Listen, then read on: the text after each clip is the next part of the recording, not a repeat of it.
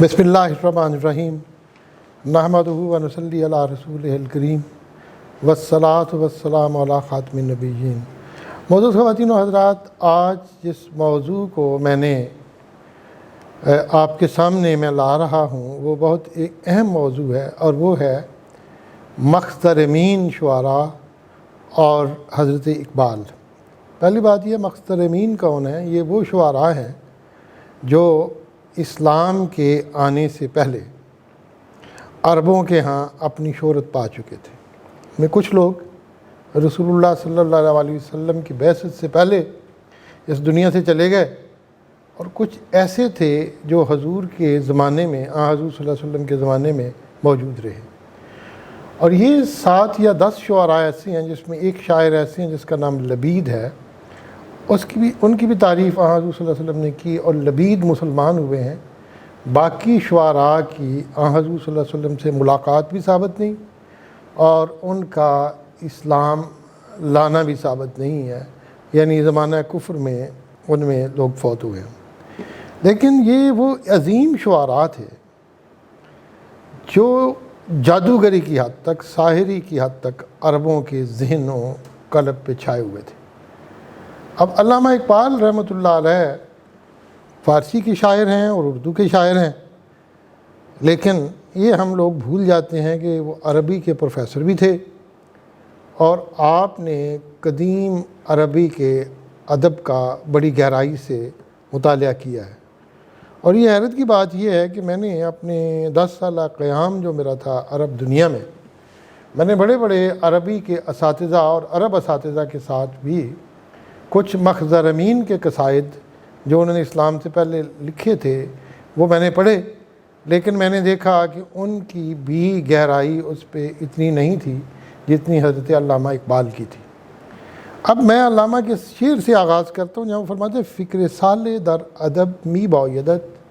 और रुजती सुए अरब मी बायदत, यानी अदब में, लिटरेचर में आपकी सोच जो है वो साले इंतहाई पाकीज़ा होनी चाहिए, और रुजती सुए अरब मी बायदत, और इसलिए आपको अरब की तरफ जाना होगा। अब अरब जो है, जहाँ तक मगरबी साहिल का ताल्लुक़ है, जो जज़ीरा नमा अरब का है, जो उसके साथ है, वहाँ पे बहरा जिसको आप अहमर कह सकते हैं, रेड सी, तो वो इलाके को हम हिजाज़ कहते हैं। मक्का, मदीना और ताइफ के ये इलाके हिजाज़ में हैं। हिजाज़ का इलाका जो है वो गुज़रगाह रही है ताजरों की, जो यूरोप से और यानी शाम की जो बंदरगाहें थीं वहाँ से मालो असबाब लेके यमन में आते थे। शाम की बंदरगाहों पे रूमी, और जबकि यमन पे पर्शियन जो थे, अहले फ़ारस, उनकी हुकूमत थी। और ये सामान जब पहुँचता था यहाँ पे जनूब में, यमन में, तो उसके बाद बहरी जहाज़ों के ज़रिए ये हिंदुस्तान और चाइना तक जाता था। और इसी तरह ज़मीनी काफ़िले जो थे वो इस सामान को शाम की बंदरगाहों में, हलब या फिर फ़लस्तीन का जो मौजूदा इलाका, ये भी शाम कहलाता था, वहाँ तक पहुँचाते थे। और मक्का जो था वो दरमियान में था, एक मरकज़ था उन काफ़िलों का, जो जहाँ पे उनके वेयर हाउस भी थे, जहाँ पे वो क़याम भी करते थे, और मक्का के ख़ुद लोग भी थे। वो इंटरनेशनल इंपोर्ट एक्सपोर्ट का उनका बिज़नेस था, और वो जाते थे। ये लोग सर्दियों के मौसम में यमन की तरफ जाते थे, और फिर गर्मियों में ये लोग जो थे वो शुमाल की तरफ जाते थे, जब वहाँ शाम में ठंडक होती थी। और इसको कुरान ने रेलतिश्शिताए व सैफ़ कहा है, गर्मियों का सफ़र और सर्दियों का सफ़र भी बड़ा इम्पॉर्टेंट था। और ये लोग बड़े मुतहर्रिक थे। इनके जो साथ इलाका है, अगर आप मशरक़ की तरफ आएँ हिजाज़ से, तो गतफ़ान का इलाका है शुमाल की तरफ, गस्सान है उससे और शुमाल की तरफ, दरमियान में नजद का इलाका है, जहाँ पे आजकल रियाद और ये जो सऊदी अरब के दारुल हुकूमत है वो इस इलाके में नजद कहते हैं, असल में टीले को, पहाड़ी को, जो दरमियान में। नजद का इलाका ज़्यादातर बेआब व गया था, और यहाँ पहाड़ियाँ थीं, और इस इलाके में ज़्यादातर काफ़िले जो थे, इनके कारवान अरबों के, वो पानी की तलाश में और नखलस्तान की तलाश में जगह जगह मारे मारे फिरते थे। अब चूँकि पानी के वसाइल बहुत कम थे, ऊँट लोग ये पालते थे, اور پانی اور نخلستان پہ قبضے کے لیے قبائل کے درمیان جنگیں جاری رہتی تھیں، خون ریز جنگیں. اور اب یہ جو شعراء تھے یہ اپنے اپنے قبیلے کی تمہید، توصیف اور تمجید بیان کرتے تھے. اور یہ لوگ جو تھے یہ اپنے قبیلے کے سمجھدار جو تھے، دانشور ترین لوگ یہ سمجھے جاتے تھے. اقبال نے جب نجد کا ذکر کیا ہے تو اردو میں کہا کہ شکوہ میں کہا درد لیلہ بھی وہی، قیس کا پہلو بھی وہی، نجد کے دشت و جبل میں رم آہو بھی وہی، اور وادی نجد میں وہ شور سلاسل نہ رہا، اور قیس دیوانہ نظارہ محمل نہ رہا. اور پھر اپنے بارے میں کہتے ہیں عجمی خم ہے تو کیا میں تو حجازی ہے میری، نغمہ ہندی ہے تو کیا لے تو حجازی ہے میری. اقبال کا یہ کہنا ہے کہ میں اگرچہ میرا خم جو ہے، خم دراصل مٹکے کو کہتے ہیں، بہت بڑا مٹکا جس میں شراب رکھی جاتی تھی اور جس جگہ رکھی جاتی تھی اس کو خم خانہ کہتے تھے. عجمی جو ہے، عجمی سے زیادہ تر مراد اہل فارس لیے جاتے تھے. اور عجمی خم ہے تو کیا میں تو حجازی ہے میری. تو اقبال کہتے ہیں خم تو میری جو ہے وہ پرشیا کی ہے، لیکن اس کے اندر جو شراب ہے وہ حجاز کی ہے. یعنی میری شاعری جو ہے وہ بظاہر تو فارسی کی ہے اور اردو کی ہے، لیکن اس کے اندر سارے کے سارے اثرات جو ہیں وہ حجاز کے ہیں. اور نغمہ ہندی ہے تو کیا لے تو حجازی ہے میری. اور ہندی اقبال جب کہتے ہیں تو وہ اردو کا کہتے ہیں. جیسے انہوں نے کہا ہے کہ گرچہ ہندی در عذوبت شکر است، طرز گفتار دری شیرین ترست. تو وہ کہتے ہیں اگر میں اردو میں بھی نغمہ گاؤں تو میری لے جو ہے وہ حجاز کی رہے گی اور میں حجاز کے ساتھ میرا تعلق ہے. پھر ایک اور جگہ پہ کہتے ہیں بادہ گردان عجم وہ عربی میری شراب، میرے ساغر سے جھجکتے ہیں میں آشام ابھی. اور پھر ایک غزل بڑی خوبصورت ہے جس میں انہوں نے کہا ہے کہ عرب کے باز دہد محفل شبانہ کجاست، عجم کے زندہ کند رود عاشقان کجاست. عرب جو ان راتوں کی محفلوں کو، جب یہ لوگ رات کے وقت بیٹھتے تھے صحرا میں، ٹھنڈ ہوتی تھی اور وہاں پہ شاعری کرتے تھے اور گیت گاتے تھے یا نخلستان کے پاس، تو اس کو محفل شبانہ کہا ہے. عرب کے باز دہد محفل شبانہ کجاست. وہ عرب جو مجھے دوبارہ ان محفل شبانہ رات کی محفلوں کی یاد دلائے وہ کہاں ہے. اور عجم کے زندہ کند رود عاشقانہ کجاست. اور وہ عجم، وہ پرشیا جو ان عاشقانہ گیتوں کو دوبارہ زندہ کرے، وہ کہاں ہے. پھر کہتے ہیں بزیر خرقہ پیران سبوچہ خالیس، فغان کے کس نشناسد میں جوان کجاست. یہ جو بڑے بڑے بوڑھے لوگ ہیں ان کے خرقہ کے نیچے، خرقہ کہتے ہیں وہ صوف کی گجڑی جو صوفیاء پہنتے تھے، تو کہتے ہیں کہ ان کے نیچے جو سبوچہ ہے، سبو کہتے ہیں شراب کی سرائی کو اور سبوچہ کہتے ہیں چھوٹی سرائی کو، وہ سبوچے جو ہیں وہ خالی ہیں. اب ان سرائیوں کے اندر وہ شراب نہیں رہی، وہ روحانیت نہیں رہی.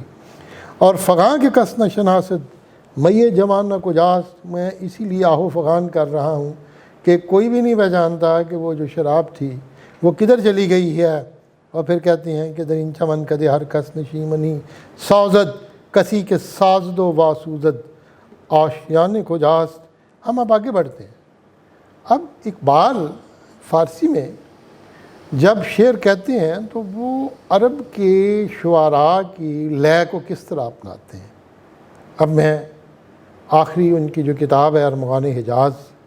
جس کا ایک حصہ فارسی میں ایک اردو میں، میں ارمغان حجاز کی کچھ دو بیتیاں، میں اس کو رباعی ٹیکنیکلی نہیں کہوں گا، یہ دو بیتی کہیں گے یا قطعات کہیں گے. وہ چند قطعات میں آپ کو بتاتا ہوں کہ اقبال نے صحرائے عرب کا ذکر کیسے کیا، ان کاروانوں کا ذکر کیسے کیا. کہ خوش صحراؤ کے دروئی کاروان ہا، درودی خاند و محمل براند، بریگے گرم او آور سجودی، جبین را سوزتا داغی بماند. وہ کتنا خوبصورت صحرا ہے کہ جس کے اندر حجاز کے چلنے والے کاروان رسول اللہ صلی اللہ علیہ وسلم کے درود اور سلام پڑھتے ہوئے اپنی محمل کو، اپنے کچاوے جو ہیں جو اونٹوں کے اوپر باندھے ہوئے جس میں محبوبائیں بیٹھی ہوئی ہیں، ان کو آگے چلا رہے ہیں. اور پھر اقبال کہتے ہیں بریگے گرم او آور سجودی، اس کی جو گرم ریت ہے اس پہ سجدے کرو، اور جبین رسوز تا داغی بماند، اور اس پیشانی کو جلا دو تاکہ اس کا نشان جو ہے وہ آپ کے پیشانی پہ رہ جائے. یہاں بھی شاید قرآن پاک کی شاید سیماہم فی وجوہہم من اثر السجود کی بات کی ہے انہوں نے، کہ مومن کی نشانی جو قرآن میں بیان کی گئی ہے وہ یہ ہے کہ ان کی پیشانیاں سجدے کی وجہ سے چمک رہی ہوں گی۔ پھر فرماتے ہیں کہ خوش صحراؤ کے شام صبح خند است، شبش کوتاہ و روز او بلند است، قدم ای راہ رو آہستہ تر نئے، چو ماؤ ہر ذرہ او درد مند است۔ یہ کتنا اچھا صحرا ہے کہ شامش صبح خند است، کہ جس کی شام جو ہے اس میں بھی صبح کی مسکراہٹیں شامل ہیں، یعنی رات ہوتی ہے اور رات ہونے کے فوراً بعد صبح کے آثار نمودار ہو جاتے ہیں۔ شبش کوتاہ کیونکہ اس کی رات چھوٹی ہے، و روز او بلند است، اور اس کا روز جو ہے وہ دن بڑا طویل ہے۔ اور قدم اے راہ رو آہستہ تر نئے، اے مسافر آہستہ آہستہ اپنے قدم چلا، چماؤ ہر ذرہ یہ درد مند است، کیونکہ ہماری طرح اس صحرا کا ہر ذرہ جو ہے وہ درد مند ہے۔ اور پھر اقبال یہاں کھڑے ہیں اپنے تصورات میں صحرائے عرب میں، حجاز کے صحرا میں، نجد سے آگے چل رہے ہیں، اور پھر یہ کہتے ہیں کہ امیر کاروان ان آجمی کیست، اے امیر کاروان وہ کون ہے آجمی؟ آجم کہتے ہیں عجمی، یعنی عرب جو تھے وہ اپنے علاوہ تمام لوگوں کو گونگے سمجھتے تھے اور عجمی کہتے تھے۔ تو اقبال کہتے ہیں کہ امیر کاروان مجھے بتا کہ وہ آجمی کون ہے، اپنے بارے میں پوچھتے ہیں۔ اور سرود او بے آہنگ عرب نیست، اس کا جو نغمہ ہے وہ عرب کے آہنگ اور اس کی جو لے ہے، اس کی جو ٹیونز ہیں، اس کے لیرکس کے مطابق نہیں ہے، لیکن سند ان نغم کا سیراب یہ او خنک دل در بیابانی توان زیست، لیکن ایسا نغمہ گا رہا ہے، ایسے گیت گا رہا ہے کہ جس گیت کی سیرابی کی وجہ سے اس کا اتنا اثرات ہیں ٹھنڈک کے، سیراب ہونا یعنی اس کی تری کے، اس کی ٹھنڈک کے، کہ خنک دل در بیابانی توان زیست، کہ اس بیابان کے اندر بھی بڑے خنک دل، مبارک دل، ٹھنڈے دل کے ساتھ جیا جا سکتا ہے اس صحرا کے اندر۔ میں نے صحرا عرب کو دیکھا ہے، بڑی قریب سے دیکھا، اپنے گھر کے پاس میرا گھر جو تھا پہلا العین میں، وہ بالکل صحرا کے کنارے پہ تھا، اس کی گرمی کو بھی دیکھا، صحرا کے طوفانوں کو بھی دیکھا، اور صحرا میں جو سب سے قیمتی چیز ہوتی ہے وہ پانی ہوتا ہے۔ تو اقبال کہتے ہیں کہ میرے نغمات جو ہیں وہ بارش کی قطروں کی طرح ٹپکتے ہیں اور شبنم بن جاتے ہیں، اور پھر ایسی ٹھنڈک عطا کرتے ہیں کہ اس صحرا میں بھی بڑی ٹھنڈک کے ساتھ جیا جا سکتا ہے۔ اور پھر کہتے ہیں مقام عشق و مستی منزل اوست، چھ آتش ها که در آب و گله اوست، نوای او به هر دل سازگار است که در هر سینه خاشی از دل اوست۔ اس کی منزل جو ہے وہ عشق و مستی کا مقام ہے، مدینے کی طرف چل رہا ہے، کہ آتش ها که در آب و گله اوست، کون سی ایسی آگ کے شعلے ہیں جو اس کے پانی اور مٹی میں لگے ہوئے ہیں، اور نوائے او بے ہر دل، اس سازگار ہے، اس کی نوا جو ہے، اس کے نغمات ہر دل کے سازگار ہیں، ہر دل کو وہ مو لیتے ہیں، اور ہر دل کے لیے وہ ان کی مناسبت ہے کہ در ہر سینے کوشی از دل اوست، کہ اس کے دل کے ایک ایک ٹکڑا جو ہے ہر سینے کے اندر ڈال دیا گیا ہے۔ میرے نغمات جو ہیں میرے دل کے ٹکڑوں کی طرح لوگوں کے سینے کے اندر دھڑک رہے ہیں۔ اب ان اشعار کو دیکھیں، آہنگ عرب کا ذکر کیا، عرب کی شاعری کا، صحرا کا ذکر کیا، پھر بیابان کا ذکر کیا، پھر فارسی میں جب شاعری میں آپ عربوں کا ذکر سنتے ہیں تو غول بیابان، غول یعنی وہ بلا جو صحرا کے اندر نظر آتی ہے، جس کا ایک اپنا ایک مت ہے ان کی، پھر ساربان وہ جو اونٹوں والے ہیں، اور پھر آگے چلتے ہیں تو اقبال کہتے ہیں کہ گہی شعر عراقی را بخوانم، گہی جومی زند آتش بجانم، ندانم گرچہ آہنگ عرب را شریک نغمہ ہوئے ساربانم۔ عراقی جو تھے وہ بھی ایران کے شاعر تھے، ہمادان سے آئے تھے اور ملتان میں بھی رہے تھے 5 سال، اور پھر واپس چلے گئے تھے ایران میں۔ جامی بھی پرشین کے پوئٹ ہیں جو نعت میں رسول اللہ صلی اللہ علیہ وسلم کی تعریف میں اور نعت میں ان کا کوئی ثانی نہیں ہے۔ اقبال کہتے ہیں کہ اگرچہ میں فارسی شعراء جو ہیں عراقی اور جامی، ان سے مست ہوں ان کے اشعار سے، اور عراقی کے بارے میں ان کا خیال ہے کہ قوالوں کے جو نغمے ہیں وہ جو ہیں وہ عراقی کے اشعار سے سجے ہوئے ہیں، اور جامی جو ہے وہ نعت کا شاعر ہے۔ تو اقبال کہتے ہیں گہی شعر عراقی را بخوانم، گہی جامی زند آتش بجانم، ندانم گرچہ آہنگ عرب را شریک نغمہ ہو یہ ساربانم، کبھی میں عراقی کے شعر پڑھتا ہوں، کبھی جامی میری جان کے اندر آگ لگا دیتا ہے۔ مجھے آہنگ عرب سے زیادہ واقفیت نہیں ہے، لیکن اس کے باوجود بھی میں ساربان جو ہیں اونٹوں والے، جو اونٹوں کو ساتھ لے جاتے ہیں اور ساتھ گیت گاتے ہیں، میں ان کے نغمے میں شریک ضرور ہوں۔ اور پھر کہتے ہیں یہ غم روحی نشاط آمیز تر کن، فغاں نشرا جنون انگیز تر کن، بگیرئی ساربان راہ درازی، مرا سوز جدائی تیز تر کن،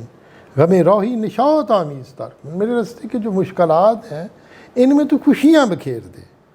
فغاں نشرا جنون انگیز تر کن، اور میرے جو آہ و فغان ہے اس میں اور جنون کا اضافہ کر دے، دیوانگی کا، بگیرئی ساربان راہ درازی، اے عرب کے صحرا میں جانے والے ساربان، لمبے راہ سے چل، اور مرا سوز جدائی تیز تر کن، اور میری جو جدائی کا جو سوز ہے اس کو تیز تر کر دے۔ قرآن کیا کہتا ہے شعراء عرب کے بارے میں؟ عرب سورہ صافات کو پڑھیں، وَيَقُولُونَ أَإِنَّا لَتَارِكُو آلِهَتِنَا لِشَاعِرٍ مَجْنُونٍ، کہ کیا ہم ایک پاگل شاعر کے لیے اپنے خداؤں کو چھوڑ دیں؟ یہاں اقبال نے جنون کی بات کی، دیوانگی کی ہے۔ تو رسول اللہ صلی اللہ علیہ وسلم کو بھی انہوں نے یہ سمجھا کہ شاید وہ بھی شاعر ہیں، لیکن قرآن نے بار بار اس کا انکار کیا کہ وہ شاعر نہیں۔ اب علامہ اقبال سے جب ہم آگے بڑھتے ہیں تو میں نے جن مخدرمین کا ذکر کیا تھا عرب شعراء کا، وہ یہ تھا کہ ابن خلدون کا مقدمہ اور ابن رشید کی العمدہ اور ابن عبد الربو کی جو کتاب ہے العقد الفرید، اس کے حوالے سے اگر ہم پڑھیں اور تمام مورخین کو پڑھیں تو وہ ہمیں یہ بتاتے ہیں کہ وہ جو مخزرمین تھے ان میں سے 7 شعراء کے قصیدے کتان کے اوپر، کتان یعنی کاپٹک کلوتھ، یعنی مصر کا جو خوبصورت کپڑا تھا اس کے اوپر سونے کے پانی کے ساتھ ان کو لکھا جاتا تھا، ان اشعار کو، قصیدے کو، اور خانہ کعبہ کی دیواروں کے ساتھ یا اس کے پردوں کے ساتھ یا اس کے غلاف کے ساتھ لٹکا دیا جاتا تھا۔ اس لیے ان کو معلقہ کہتے ہیں، اور 7 معلقہ یعنی 7 معلقات۔ اب معلقہ کے کیا معنی ہے؟ اب علق جو ہے جونک کو کہتے ہیں جو لٹک جاتی ہے، علق سے تعلق ہے، چیز جو جڑ جاتی ہے، یعنی وہ کعبے کے اوپر اس طریقے سے لٹکے ہوتے تھے۔ علق کا تعلق اللہ تعالیٰ نے قرآن پاک میں انسان کی جو پیدائش ہے اس میں بھی ذکر کیا ہے کہ انسان کی پیدائش میں ماں کے پیٹ میں ایسا مرحلہ آتا ہے جب وہ علق یا جوک کی طرح وہ لٹکا ہوتا ہے اس کے اوپر یوٹرس کے اندر۔ یہ بھی، اور علق جو ہے یہ آپ اپنے جو مال و اسباب ہے اس کو بھی کہتے ہیں، قیمتی مال و اسباب کو بھی علق کہتے ہیں۔ تو معلقات لٹکے ہوئے 7، اور یہ اگر کوئی ان سے بہتر قصیدہ لے آتا تھا تو پھر وہ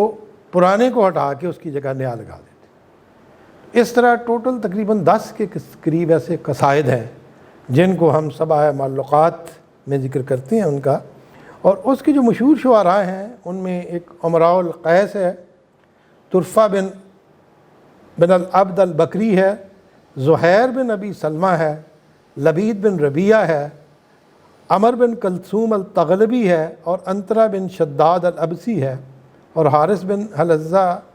الاشکری ہے۔ لیکن اس میں سے اقبال نے جن کا ذکر کیا ہے انہوں نے امراء القیس کا بھی ذکر کیا، انہوں نے زہیر کا ذکر بڑے خوبصورت انداز سے کیا، اور میں آگے چل کے بتاؤں گا کہ زہیر کی وجہ کیا تھی، علامہ نے کیوں تعریف کی ہے، کیونکہ وہ بھی اخلاقیات کا شاعر تھا، وہ بھی امن چاہتا تھا، وہ بھی عربوں کے انگت جنگ و جدال کو ختم کرنا چاہتا تھا۔ اس کے بعد لبید بن ربیعہ کا ذکر حضرت اقبال نے بڑے اچھے انداز سے کیا ہے، اور اس کے بعد عمر بن کلثوم جو ہے اس کے میں شعر آپ کو بیان کروں گا کہ جس پہ علامہ نے تضمین کی ہے۔ انطرہ کا بھی اقبال نے ذکر کیا بڑے اچھے انداز سے، اور انطرہ کے ایک مصرے پہ بھی تضمین کی ہے ایک جگہ نوحہ ابو جہل میں۔ اور اس کے علاوہ اب ہم جو آگے بڑھیں گے میں بتاؤں گا کہ یہ شعراء جو تھے کعبے کے اندر جن کے قصائد لٹکے تھے، ان کے قصائد کو بھی جب رسول اللہ صلی اللہ علیہ وسلم نے خانہ کعبہ کے اندر بت ہٹائے ہیں تو ان کے قصائد کو بھی ہٹا دیا گیا، اور اس کے بعد پھر نظر نہیں آئے، اگرچہ بہت سارے مستشرقین نے اس پہ تنقید کی ہے تو انہوں نے یہی بھی کہا کہ عربوں میں تو اس وقت سونے کے پانی کو استعمال کرنے کی ٹیکنالوجی نہیں تھی، تو تھے ہی نہیں، جو بھی تھا وہ یہ تھا کہ ہمارے پاس جو روایات ملی ہیں وہ قصائد لٹکے ہوئے تھے، ان کو زبانی یاد تھے، اور پھر وہ قصائد نسل در نسل منتقل ہوتے، آج بھی ان کا ایک ایک لفظ جو ہے وہ محفوظ ہے اور موجود ہے۔ اب میں ایک اور بات پوچھتا ہوں، اگر قصائد کا جن کا کوئی تعلق دین کے ساتھ نہیں تھا ان کا ایک ایک لفظ بھی محفوظ ہے، تو یہی وہ لوگ تھے جنہوں نے قرآن کو محفوظ کیا تھا، تو قرآن بھی محفوظ ہے۔ اور وہ جو قصائد تھے یہ لوگ ان کو بار بار پڑھتے تھے، خانہ کعبہ کا طواف کرتے تھے اور ان کو پڑھتے چلے جاتے تھے۔ اب میں تھوڑا سا ذکر کروں گا کہ وہ کیسے آگے چل کے وہ جو تھے معلقات میں کیا تھا۔ معلقات کا میں نے کہا امراء القیس ہے، طرفہ بن العبد ہے، الحارث بن حلزہ ہے، زہیر بن ابی اسلمی ہے، عمر بن کلثوم ہے، انطرہ ہے،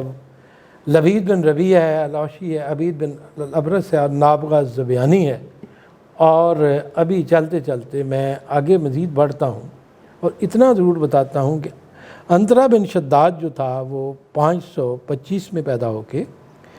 اس کے بعد 608 میں اس کی وفات ہو گئی تھی، اور یہ میرا خیال ہے وہ وقت تھا جب رسول اللہ صلی اللہ علیہ وسلم نے نبوت کا اعلان کیا تھا، 608 609۔ لیکن انطرہ سے کوئی ملاقات ثابت نہیں۔ زہیر ہے، امراء القیس ہے، اور ان کے بعد ہم تھوڑا سا اور آگے بڑھتے ہیں۔ اب میں آتا ہوں سب سے پہلے عمر ابن کلثوم سے۔ اس کا نام جو ہے عمر ابن کلثوم ابن ملک ابن عطاب ابو الاسود التغلبی، یہ تغلب قبیلے کا بہت ہی امپورٹنٹ شاعر اور جنگجو اور گھڑ سوار تھا، جس کی پیدائش 526 عیسوی میں ہوئی ہے اور 584 عیسوی میں اس کی وفات ہو گئی۔ اگر ہم رسول اللہ صلی اللہ علیہ وسلم کی جو پیدائش ہے اس کو 571 کہیں تو آپ یہ سمجھ لیجئے کہ حضور صلی اللہ علیہ وسلم کی جب عمر جو تھی وہ 13 برس تھی، تو اس وقت یہ شخص جو ہے یہ فوت ہو گیا تھا۔ اور یہ تغلب قبیلہ بہت ہی جسے کہتے ہیں بہادر قبیلہ، جنگجو، لڑنے والے، اکھڑ مزاج کے جیسے اسلام سے پہلے یہ لوگ تھے، اور پراؤڈ۔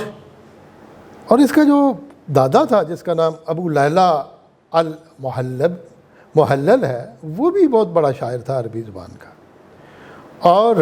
یہ لوگ جو تھے، ان کا قبیلہ جو تھا وہ نہ کسی کا محکوم ہوتا تھا اور نہ کسی قبیلے کی بالادستی مانتا تھا،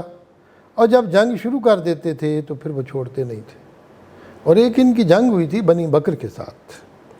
اور آپ حیران ہوں گے کہ وہ 40 برس تک وہ جنگ جو تھی وہ جاری رہی تھی۔ 40 برس تک تغلب اور بنو بکر کا قبیلہ جو ہے وہ لڑتا رہا تھا۔ پھر ان کی صلح ہو گئی، اور صلح کے بعد ان کے 70 بندے جو تھے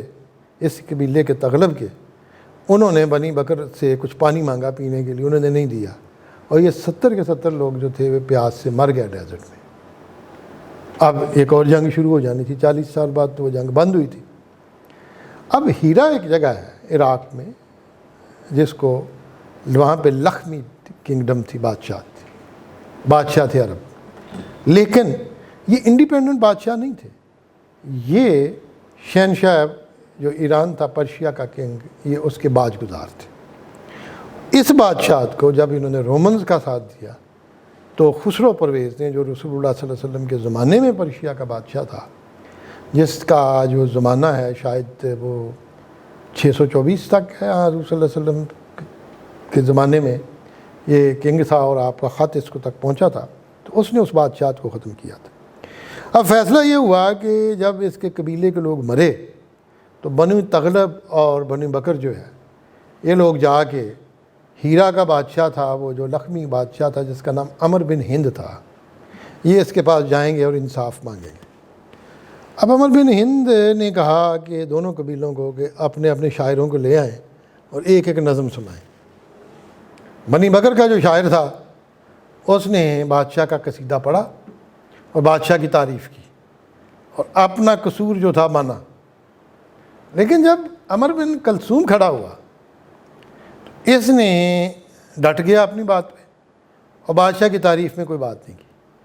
بادشاہ جو تھا عمر بن ہند، اس کو غصہ آ گیا، اس نے اس سے کہا کہ تم میرے مہمان ہو اور کچھ دن میرے پاس آ جاؤ، میرے ڈنر پہ گھر میں میرے، اور ساتھ اپنی والدہ کو بھی لے آنا۔ جب یہ اپنی امی کو لے کے عمر بن کلثوم آیا اور اس نے، بادشاہ نے اس کی مدر کو کہا کہ تم میری ماں کی خدمت کرو۔ اب یہ بہت ہی جسے کہتے ہیں بد تہذیبی تھی عرب کلچر میں کہ کسی مہمان سے خدمت گزاری کرائی جائے۔ جب اس کی ماں کو کہا گیا تو ماں نے شور کیا، واہ امرا، امرا میں ماری گئی۔ اس نے کیا کیا، اس نے تلوار پکڑی اور سیدھا جا کے اس نے بادشاہ کو، جب پتہ چلا ماں نے بتایا، تو اس نے بادشاہ کو قتل کر دیا اور ماں کو لے کے بھاگ گیا۔ جب بھاگ گیا تو پھر اس نے ایک قصیدہ لکھا جو خانہ کعبہ کے اندر لٹکا، اور اس قصیدے کے چند ایک اشعار، الا ہوئی بصحن کا فاصبحینا ولا تبکی خمور الاندرینا، اے ساقی اٹھو شراب کا پیالہ لے کے اور مجھے صبح کے وقت شراب دو، اور اندرینہ کو جو شراب ہے، اندرینہ ایک سٹی تھا سیریا کا، کا بڑا مشہور تھا، اس کے شراب کو بچا کے نہ رکھنا، وہ بھی بیچ میں ڈالنا۔ یہ عرب جو شعراء تھے جتنے بھی تھے سبع معلقہ کے، ان کی عادت یہ تھی کہ یہ شراب سے اور ساقی سے شروع کرتے تھے، محبوب کی تعریف کرتے تھے، اور پھر آہستہ آہستہ وہ گریز کرتے کرتے دوسری طرف چلے جاتے تھے۔ مشعشع کون الحس فیہا اذا ماء الماء خالطہا سخینہ، کہ وہ جو ہے چمکتا ہوا پیالہ ہے اور اس کے اندر زعفران ملا ہوا ہے، اور اس کے اندر پانی بھی بڑا جو ہے نرم قسم کا پانی ملا ہوا ہے، تجور بذل لبانۃ ہواء اذا ما ذاقہا حتی یلینا، اور جب وہ پی لے کوئی شخص تو اس کی خواہشات جو ہیں، ڈیزائرز، وہ بڑی خواہشات اس کی ابھر جاتی ہیں، اور اس کے بعد اس کا جو مزہ ہے، لطف، وہ ہمیشہ کا ہے۔ اور پھر فرماتے ہیں کہ سبنت القاس ان ام عمر وکان القاس مجراہ الیمینا، کہ اے ام عمر، تم نے شراب کے پیالے کو روک رکھا ہے اور مجھے دینے سے انکار کر دیا ہے، جب کہ یہاں کی روایت یہ تھی عرب کی کہ وہ پیالہ جو تھا وہ چلتا تھا اور دائیں ہاتھ سے یعنی رائٹ سائڈ سے چلتا تھا، آگے ملتا تھا، اور میں رائٹ سائڈ پہ کھڑا تھا۔ شاید اس نے بادشاہ سے گلہ کیا ہے کہ جس نے عرب کرٹسی کو جو ہے وہ ختم کر دیا اور عرب کرٹسی کو روک لیا۔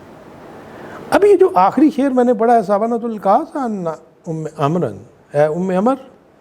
تم نے وہ پیالہ میرے تک پہنچنے سے روک لیا ہے، وکان القاس مجراہ الیمینا، حتیٰ جب کہ یہ پیالہ تو رائٹ سائڈ سے چلتا تھا اور میں رائٹ سائڈ پہ کھڑا تھا۔ اب آپ یہ دیکھیں کہ یہ جتنے الفاظ ہیں اس میں قاس کا لفظ بھی قرآن میں آیا ہے، ام کا لفظ بھی آیا ہے، مجراہا بھی قرآن میں آیا اور الیمینہ بھی آیا ہے۔ کئی لوگ یہ کہتے ہیں کہ اگر قرآن پاک کے معانی سمجھنے ہیں تو آپ مخزر امین، یعنی یہ جو شعراء جن کے سبع معلقہ تھا اور اسلام سے پہلے کے تھے، ان شعراء کے اشعار کو سمجھ لیں اور لفظوں کے وہی معنی کریں جو وہ کرتے تھے، کیونکہ آج کی عربی میں وہ مختلف ہے۔ اب علامہ نے یہ جو آخری میں نے شعر پڑھا تھا اس کا، عمر بن کلثوم کا، تو اس کو انہوں نے کس طرح استعمال کیا ہے اپنی کتاب یہ جو ہے ارمغان حجاز میں، تو فرماتے ہیں کہ سبنت القاس ان ام عمرن وکان القاس مجراہ الیمینا، اگر این است رسم دوستداری بدیوار حرم زن جام و مینا، یعنی اے ام عمر، تم نے شراب کا پیالہ مجھ سے روک لیا ہے اگرچہ میں رائٹ سائڈ پہ تھا۔ اگر یہی دوستی کی رسم ہے، اگر یہی تیری کرٹسی ہے اور یہی تم نے عرب کرٹسی کا مذاق اڑانا ہے، تو ایسے کر کہ جام اور سراہی جو ہے شراب سے بھری ہوئی، اس کو حرم کی دیوار پہ مار اور اس کو ٹکڑے ٹکڑے کر کے چکنا چور کر دے۔ اب کعبے کی دیوار پہ مارنا شراب کے پیالے کو، شراب کی سراہی کو، دیوار حرم ہے یا دیوار کعبہ ہے؟ حرم کی حدود تو کعبے سے بہت پہلے شروع ہو جاتے ہیں، یہ آپ خود سوچیں۔ لیکن اقبال کیا کہہ رہے ہیں؟ اقبال کہتے ہیں کہ اس شعر کا مطلب یہ ہے جب عرب کرٹسی ختم ہو گئی تو پھر شراب کا پیالہ اور شراب کی سراہی جو ہے اس کو مار کے چکنا چور کر لیں کعبے کی دیوار کے اوپر۔ مقصد کیا ہے؟ Iqbal is talking of revolution, وہ انقلاب کی بات کرتے ہیں کہ زمانہ جاہلیت کی جتنی رسوم ہیں، جتنے رواج ہیں، ان کو ختم کر دیا جائے۔ نہ عرب کرٹسی کسی کام کی ہے، نہ عرب انتقام کسی کام کا ہے، نہ بادشاہ کا قتل، نہ اس کی تلوار۔ اور کیا ہے کہ وہ شراب جو آپ اٹھا کے پھر رہے ہیں مختار امین، اس کو پکڑیں،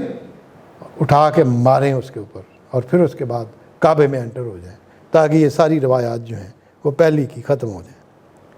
اب اقبال رحمۃ اللہ علیہ قبائلی تعصب کو بھی خاتمے کا اعلان کرتے ہیں اسلام کے ساتھ، جنگوں کا بھی، خون ریزی کا بھی، فخر کا، تکبر کا، اور اس بہادری کا جس کا مقصد ہی سارے دوسرے قبائل کو قتل کرنا ہے۔ پھر اس شاعری کی بھی ختم ہو جاتی ہے وہ روایت جو مختار امین کی تھی جام و مینہ کے مارنے کے بعد، وہ سارے کے سارے۔ اب مسئلہ یہ ہے کہ جاہلیہ سے جب مسلمان ہوئے لوگ، اسلام قبول کیا، میں نے جب ان مختار امین کے کلام کو اچھی طرح پڑھا ہے اور سمجھا ہے تو میں یہ حیران ہوا ہوں کہ وہ لوگ جو اس تہذیب، تمدن، رسوم اور رواج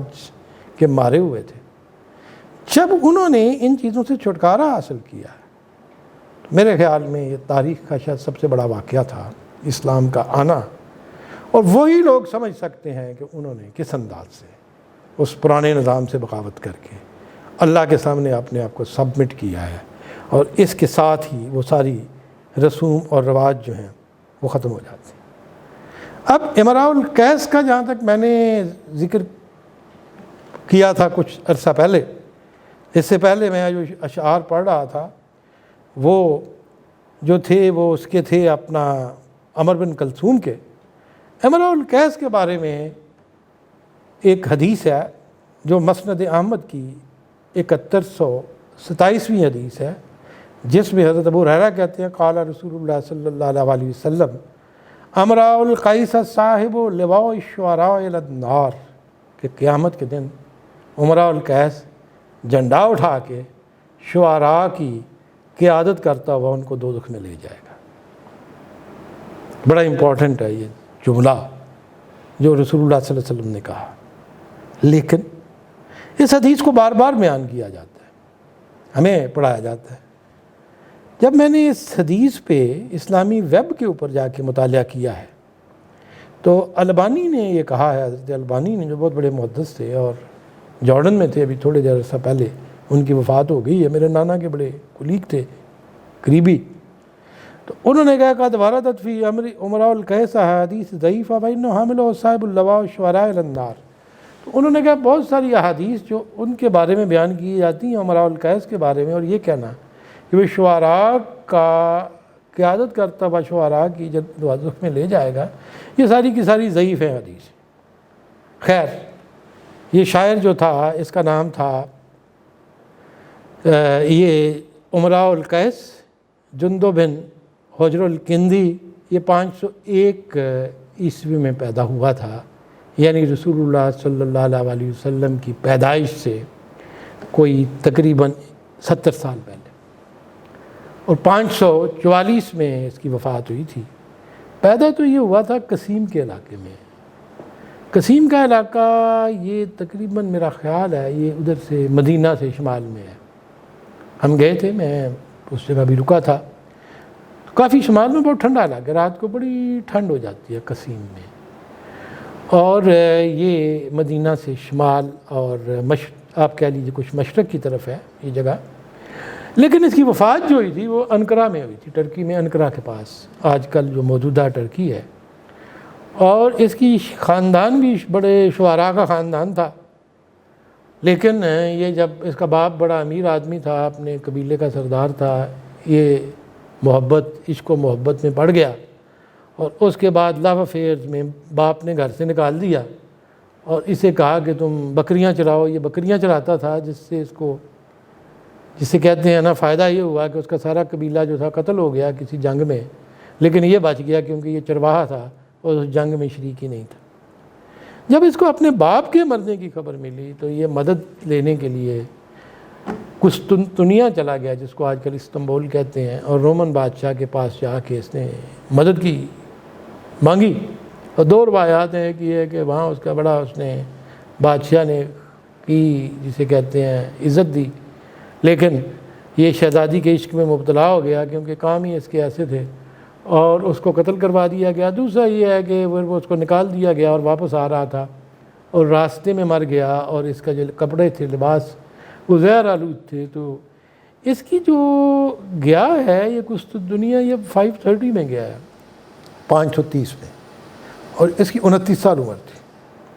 واپس آیا ہے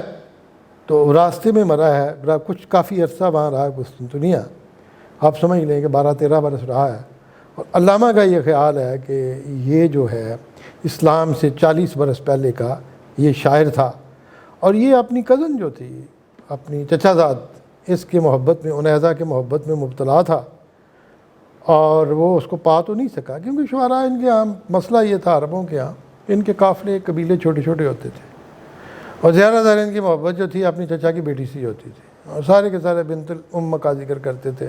بنت الام جو تھی وہ ملتی تھی نہیں ملتی تھی، تو عنیزہ بھی ایک ایسی بنت الام تھی جو اس کو مل تو نہیں سکی، لیکن اس کی محبت نے جو اس نے قصیدہ کہا وہ پھر خانہ کعبہ میں لٹک گیا، وہ اتنا خوبصورت اور اتنا پیارا قصیدہ تھا۔ تو یہ قتل ہوا ہے، اور مزے کی بات یہ ہے کہ جب یہ قتل ہوا ہے تو اس کی عمر کیا تھی یہ بھی آپ حیران ہوں گے، کوئی زیادہ نہیں تھی، یہ کوئی بس سمجھ لیجئے 43 ایئر کی ایج میں یہ ختم ہو گیا۔ لیکن اس کی شاعری میں کیا ہے؟ اس کی شاعری میں محبت، عشق، شراب، جذبات،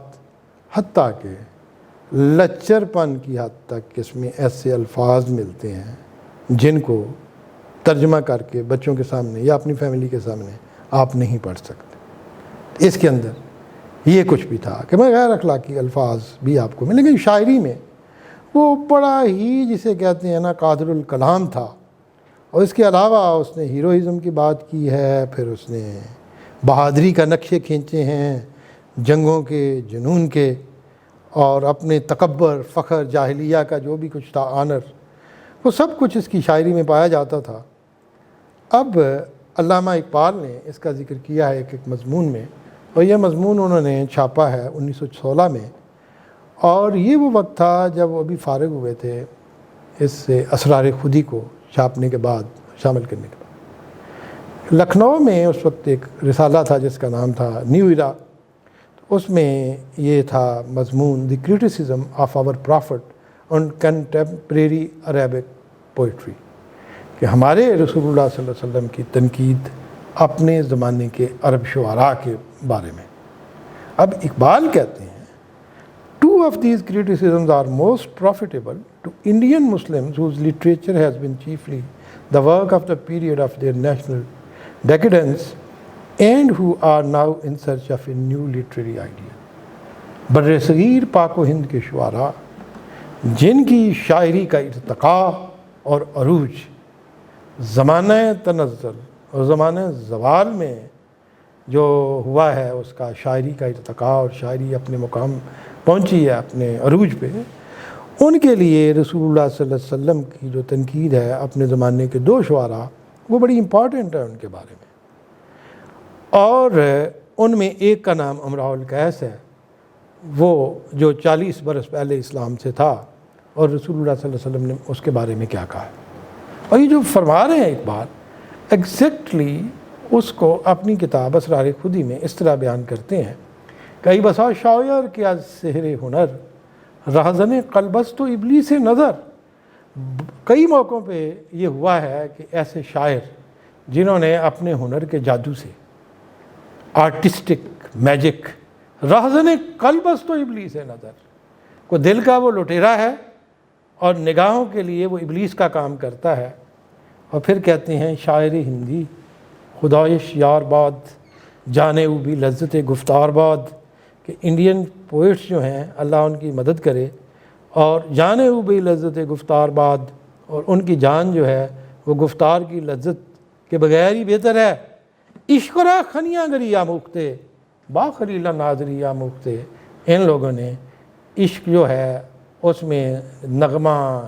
گیت گانا، محفل آرائی پیدا کر دی ہے۔ اور یہ جو خلیل تھے اس علاقے کے، ابراہیم کے فالوور مسلمان، ان کو آذری یعنی ان کو بت گری سکھا دی ہے۔ اب مسلمان جو ہیں وہ کفر کی طرف مائل ہو گئے ہیں۔ ان شاعروں کو ہندوستان کے جو شعراء ہیں ان کا پڑھ کے حرف اونچا ویدہ ہو بی سوز و درد، مرد خوانند اہل درد اورا نہ مرد، اس کے حرف جو ہیں الفاظ بڑے چنے ہوئے، بڑے چبائے چبائے الفاظ ہیں، ان میں نہ سوز ہے نہ درد ہے۔ اور اہل درد جو ہیں ایسے شعراء کو مردہ سمجھتے ہیں، ان کو مرد نہیں کہتے۔ زن نوائی خوش کے نشناسد مقام، خوش ترن حرفی کے گوئی در منام، وہ گیت جن کا کوئی مقام نہیں ہے، ٹھکانہ نہیں ہے، اس سے بہتر وہ الفاظ ہیں جو خواب میں کہے جائیں۔ علامہ نے انڈین شعراء کے بارے میں تنقید کرنے کے بعد یہ کہا ہے کہ رسول اللہ صلی اللہ علیہ وسلم کی جو بات ہے جو امراء القیس کے بارے میں ہے وہ ان شعراء پہ پوری اترتی ہے۔ تو امراء القیس کے یہاں کیا ہے؟ محبت کی داستان۔ امراء القیس ان کھنڈرات کے اوپر، ان ویرانوں کے اوپر گیت گاتا ہے جہاں کبھی خیمے ہوتے تھے جس میں اس کی محبوبہ ہوتی تھی انیزہ، اور پھر وہ جو ڈیزرٹ کے صحرا کے مناظر ہیں عرب کے، پرانے عرب کے، ان کی نقشہ کشی کرتا ہے۔ آرٹ تو اس کے اندر بڑا ہے اور اس کی پوئٹری بڑی فائن ہے، لوگوں کو محبت، عشق، اپنے الفاظ جسے میں نے کہا لیوڈ بھی ہیں، اس میں ننگے الفاظ ہیں، ان سے لوگوں کو بڑا دل لباتا ہے۔ لیکن رسول اللہ صلی اللہ علیہ وسلم نے اس پہ شدید تنقید کی ہے، اور غالباً اقبال کی مراد اس جو میں نے مسند احمد کی حدیث پڑھی ہے کہ یہ قیامت کے دن شعراء کی قیادت کرتا ہوا دوزخ میں لے جائے گا۔ تو اقبال کہتے ہیں کہ اگرچہ اس میں آرٹ اور فن بہت ہے، لیکن حضور صلی اللہ علیہ وسلم نے مقصدیت کی بات کی ہے، شاعری کی بات کی۔ دوسری طرف علامہ اقبال کہتے ہیں کہ انترا ایک ایسا شاعر تھا جس کا میں بھی ذکر کروں گا، انترا بن شداد۔ اس کا ایک شعر رسول اللہ صلی اللہ علیہ وسلم کو سنایا گیا تو حضور صلی اللہ علیہ وسلم نے فرمایا کہ میں چاہتا ہوں کہ میری اس شخص سے ملاقات ہو جائے، اگرچہ اس شخص کی موت اس وقت ہوئی ہے انترا کی جب حضور صلی اللہ علیہ وسلم نے شاید نبوت کا اعلان کر دیا تھا یا شاید 1 سال کے بعد کرنے والے تھے اسی زمانے میں۔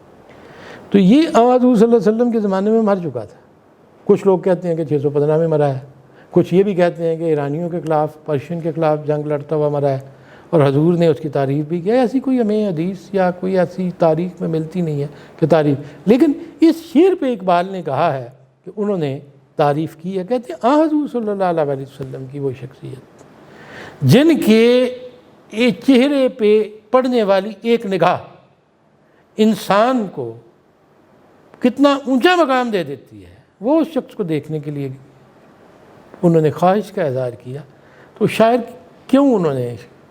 اظہار کیا، کیا وہ وجہ تھی؟ یہ ایک بڑی امپورٹنٹ چیز ہے، اور یہ چیز تھی کہ شعر پڑھا گیا تھا وَلَكُ أَبِيتَ الطَّوَاءَ وَالذِّلَّةَ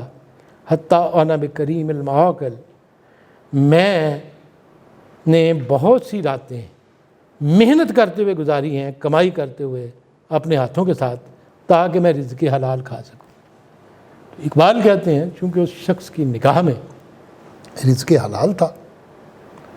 اور رزق حلال مانگتا تھا اور محنت کرتا تھا، اس لیے حضور صلی اللہ علیہ وسلم نے اس کو دیکھنا چاہا۔ اب میں اس شاعر کے بارے میں بھی اگر تفصیل بیان کروں تو بڑی لمبی ہو جائے گی۔ اس کی ماں جو تھی وہ ایک حبشی خاتون تھی جو کنیز تھی، اس کے باپ نے اٹھا کے لایا ہوا تھا حبشہ سے، اور وہ بھی غلام تھی، اور یہ بھی پیدا ہوا تو غلام تھا، پھر یہ آزاد ہوا، پھر اس نے جنگیں لڑیں۔ اس کی جب قصیدہ پڑھتے ہیں تو اس نے اپنی بہادری کے قصے کہ ہم یمن میں گئے، یمن کے بادشاہ کو ہم اٹھا کے لے آئے، اس کے شاہی لباس و تاج کے سمیت، اس کے فخر و مباحات۔ تو یہ انتہائی جنگجو تھا، اور اس کو ہیرو سمجھا جاتا ہے آج کی عرب دنیا میں، جس پہ فخر و مباحات کیا جاتا ہے، اور پین عرب یعنی پورے عرب میں۔ مصری بھی اس کی تعریف کرتے ہیں، شامی بھی کرتے ہیں، عراقی بھی کرتے ہیں، اور سارے کے سارے۔ اور اس شعر کے بعد کہا اقبال نے وَلَكُ أَبِيتَ الطَّوَاءَ وَالذِّلَّةَ حتیٰ آنا بکریم المعقل، اس نے کہا ہے کہ میں نے اپنی راتیں سخت محنت اور گزاری ہیں اس مزدوری کرتے ہوئے تاکہ میں رزق حلال کھا سکوں۔ تو اقبال کہتے ہیں فکر صالح در ادب می باعدت رجتی سوئے عرب می باعدت، کہ ادب میں فکر صالح ہونا چاہیے، امراء القیس کا لچرپن نہیں ہونا چاہیے۔ اور اب ہمیں دوبارہ عرب کے جو عظیم شعراء ہیں ان کی طرف لوٹنا چاہیے۔ دل بے سلمائے عرب باید سپرد تا دمت صبح حجاز از شام کرد، کہ ابھی ہمیں سلمیٰ جو ہے، سلمیٰ عرب محبوبہ ایک ہے جس کا کردار سلمیٰ، جس عذرا عرب محبوبہ لیلا، تو کہتے ہیں کہ عرب کی جو سلمیٰ ہے عرب محبوبہ، اس کو اپنا دل اس کے سپرد کرنا چاہیے۔ تا دمت صبح حجاز از شام کرد، تاکہ کردستان کی شام سے حجاز کی صبح جو ہے وہ طلوع ہو سکے۔ پھر کہتے ہیں کرنا با لال پاک کو بیدائی اور از شبنم گل شویدائی، صدیوں تک بر لال پاک و بیدائی، تو نے گل و لالا کے اوپر اپنے پاؤں مارے ہیں ایرانیوں پرشین انداز میں۔ عارض شبنم گل شویدائی، اور اپنے چہرے کو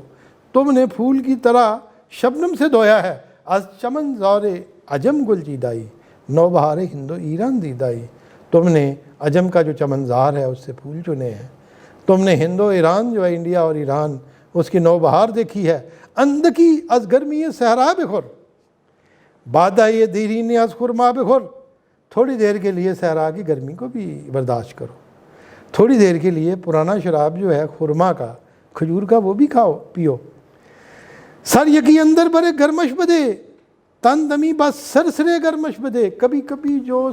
ڈیزرٹ سٹارم ہے، جو سرسر ہے، بادِ سرسر صحرا کی، اس کے سپرد بھی اپنے آپ کو کر دیں، اس کی گرمی کو بھی اپنے آپ کو جو ہے اس سے روشناس کریں۔ مدتی غلطی دائی اندر حریر خوب کرپا سے درشتی ہم بگیر، تو بڑی ایک مدت تک حریر جو ہے ریشم کے کپڑوں میں تو لٹک، یہ غلطی دن ہوتا ہے جسے کہتے ہیں نا لڑکنا، اس کے اندر تو رہ کے تو اب لڑکتا رہا ہے۔ خوب کرپا سے درشتی ہم بگیر، اب جو کھردرا ٹاٹ ہے اس سے بھی اپنی عادت جو ہے وہ اپناؤ۔ خیشرا بری کے سوزن ہم بدے غوطہ اندر چشمہ زمزم، خیشرا بری کے سوزن ہم بزن غوطے اندر چشمہ زمزم بزن، اور اپنے آپ کو جلتی ہوئی ریت کے اوپر کچھ دیر کے لیے اس طرح جیسے حضرت بلال کو لٹایا جاتا تھا، حضور صلی اللہ علیہ وسلم صحابہ کو لٹایا جاتا تھا، اور پھر چشمہ زمزم جو ہے اس میں بھی غوطے لگاؤ۔ تاشوی در خرد پیکھور حیات جسم و جانت سوزت در نور حیات، تاکہ تو زندگی کی جو کشمکش ہے اس کے درخور ہو جائے، یعنی اس کا عادی ہو جائے، اور تیرا جسم اور جان جو ہے وہ زندگی کی نار میں جل کے رہ جائے۔ تو اقبال ایک دفعہ پھر ہمیں ادھر لے کے آتے ہیں، اور یہ بڑا خوبصورت اشعار ہیں اس کے انترا کے حل قادر الشعراء من متردم ام هل لرفت الدار بعد توخم یا دار ابلا بالجواء تکلمی و امی صباحا دار ابلا و اسلمی۔ یہ وہ اس کے قصیدے کے اشعار ہیں جو کعبے کے اندر لٹکا ہوا۔ اب ابلا اس کی محبوبہ تھی، چچا زاد تھی اس کی، جس کی محبت میں وہ پھر رہا تھا۔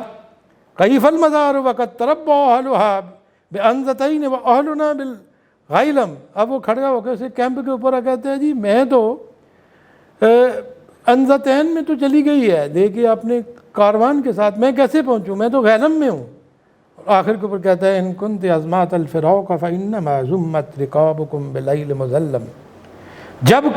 اونٹوں کے چلنے کی باری آ گئی اور قافلے نے جانا چاہا تو مجھے بتائے بغیر اچانک اس رات کی اندھیرے پن میں اور رات کے اندھیر میں تو وہاں سے چلی گئی ہے۔ اب یہ جو شعر ہے ان کنت ازمات الفراق فانما زمت رقابکم بلیل مظلم، اب اس شعر کو علامہ نے اپنایا ہے، اور اس مصرے کو ان کنت ازمات الفراق فانما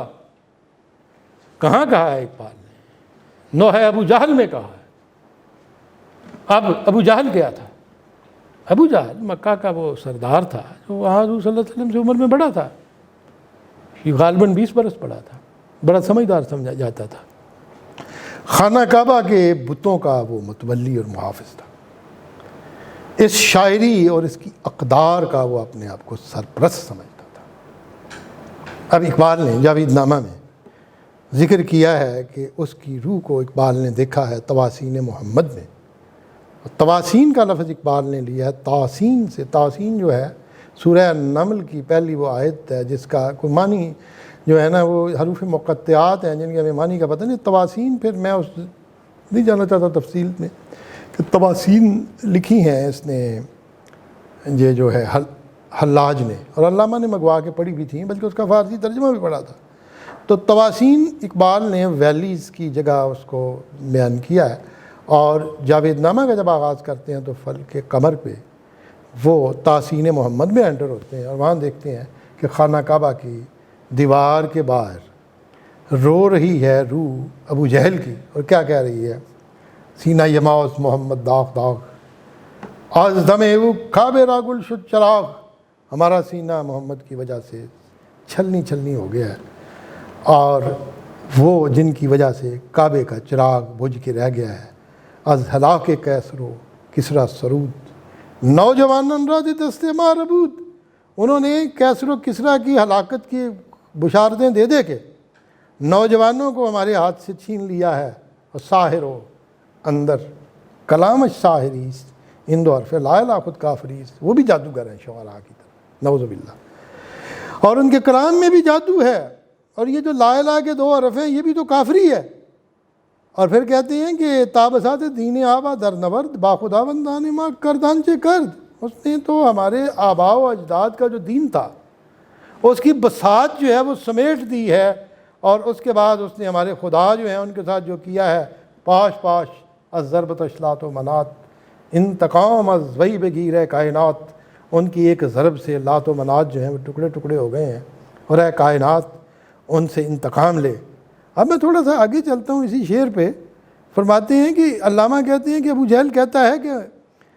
مذہب او قاطع ملک و نسب از قریش و منکر از فضل عرب، ان کا جو دین ہے وہ تو ملک اور نسب سے تعلق توڑ دیتا ہے، نہ وہ جینیالوجی کے ساتھ اس کا کوئی لنک ہے، نہ ملک کے ساتھ، اور وہ عرب کی جو فضیلت ہے جس پہ ہمارے شعراء نے ساری شاعری کی اور سبع معلقات میں، اس کے بھی منکر ہے، قریش کی بھی عظمت کے منکر ہیں۔ اور در نگاہ او یکی بالاؤ پست با غلام خیش بر یک خان نشست، ان کی نگاہ میں بڑا چھوٹا سب برابر ہیں، اور اپنے غلاموں کے ساتھ وہ تو ایک خان پہ بیٹھ گئے ہیں، ایک ہی دسترخوان پہ، اور قدر احرار عرب نشناختے با کلفتان حبش در ساختے، وہ حبشہ کے جو کلفت ہیں سیاہ فام ان کے ساتھ بیٹھ گئے ہیں، اور ان کو انہوں نے عزت دی ہے، بلال کو۔ اور عرب کے جو احرار تھے بڑے بڑے سردار آزاد، ان کی عرب انہوں کی نہیں پہچانی عزت، اور اے احمران با اسودہ نامیختند آبروی دودمانی ریختند، لال رنگ والے صہیب رومی اور کالے رنگ والے بلال حبشی سب اکٹھے ہو گئے ہیں، اور خاندانوں کی عزت آبرو ختم کر دی ہے۔ اور پھر کہتے ہیں بات کس کو پھر کہتے ہیں؟ زہیر کو بلاتے ہیں۔ اب آگے چل کے ہم زہیر کا ذکر کریں گے۔ زہیر کون تھا؟ وہ بھی سبع معلقہ کا ایک بہت بڑا شاعر تھا۔ کہتے ہیں ابو جہل کہتا ہے چشم خاصان عرب گردیدے کور برنی آئی اے زہیر از خاک گور، عرب کے جو خاص لوگ ہیں ان کی آنکھیں اندھی ہو گئی ہیں، اے زہیر تم اپنی قبر کی مٹی سے کیوں نہیں نکلتے؟ ای تمہارا اندر ان صحرا دلیل بشکن افسون نوائی جبرائیل، اے زہیر تو اس صحرا میں ہماری دلیل تھا، اخلاقیات کی باتیں کرتا تھا، اقدار کی باتیں کرتا تھا، جنگوں میں صلحیں کراتا تھا، تو اٹھ قبر سے اور جبرائیل کی آواز کی افسون کو توڑ کے رکھ دے، بازگو اے سنگ اسود بازگو انچ دیدم از محمد بازگو، اے ہجر اسود تو بھی کھڑا ہو جا، دوبارہ بیان کر، انچ دیدیم از محمد بازگو، جو کچھ محمد سے ہم نے دیکھا ہے رسول اللہ صلی اللہ علیہ وسلم، دوبارہ اس کو بیان کر دے۔ اب یہ کہتے ہیں سرسری دے، حبل کو بلاتا ہے، کہتا ہے سرسری دے باہوا یہ بادیے انہم اعجاز النخل خاویے، کہ ڈیزرٹ کے جو سٹارمز ہیں ان کو دوبارہ لے آ، اور یہ صحرا کی ہوا کو ادھر لیا، انہم اعجاز النخل خاوی ہے، یہ لوگ اس درخت کی طرح ہیں جو گر کے ختم ہو کے گرنے والا ہے۔ اور پھر کہتے ہیں مناؤ تے لاؤت از منزل مرو، غرض منزل می روی از دل مرو۔ اے منات اور لات، اے وہ دو دیویاں گاڈسز جن کو ہم خدا کی بیٹیاں کہتے تھے، ابو جہل کہتا ہے اس گھر سے اپنی منزل سے مت جاؤ، منزل سے جانا ہے تو پھر ہمارے دل سے مت جاؤ۔ ای تراؤ اندر تو چشم ما وساق مہلتی ان کن تو عظمات الفراق۔ اے لات اور منات، اے حبل، تمہارا مقام جو تھا ہماری دونوں آنکھوں کے درمیان تھا، ہماری پیشانی میں اس جگہ پہ، مہلتی ان کن تو عظمات الفراق، تھوڑی سی مہلت، تھوڑی سی مہلت، قافلوں کے چلنے کا وقت آ گیا ہے۔ اب یہ جو عظمات الفراق کا میں نے پڑھا ہے، یہ ایگزیکٹلی وہ قصیدہ ہے جو اس کا میں نے ابھی آپ کو انترا کا پڑھا ہے، اور انترا کے شعر سے علامہ نے یہاں پہ تضمین کی ہے۔ اسی طرح علامہ نے زہیر کی بات کی ہے، اور اس کے بعد زہیر کی تعریف میں انہوں نے ابو جہل کی زبان سے ایک تعریف بیان کی ہے، جس کو میں